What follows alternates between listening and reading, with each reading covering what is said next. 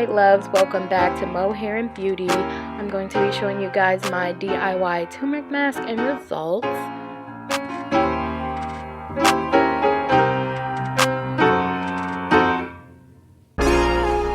To mix the mask together, I use this organic turmeric that I found at Big Lots and water.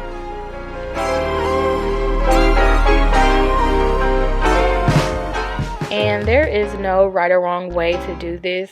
I was going for a wet pasty consistency and found out through trial and error that a little bit of water goes a long way, but you can mix it however you like.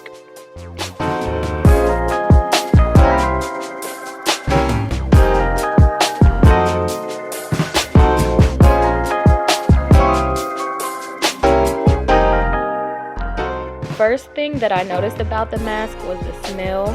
It wasn't too bad, just something that I wasn't used to. And then another thing that I noticed was the tingling feeling that the turmeric made my skin feel.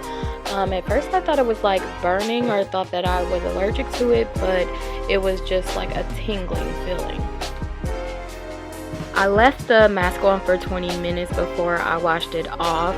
The turmeric does stain your skin. I went in with my facial cleanser, and then you'll see me using my spin brush, but with using the spin brush I found that it burned because of the tingling sensation that the turmeric gave my skin. I also use vitamin E oil and paper towel to get the rest of the residue off, because it really will leave behind like a yellow residue on your face. But the type of paper towels that I used was the Viva paper towels, and they were like the softest paper towels ever, so it wasn't so bad.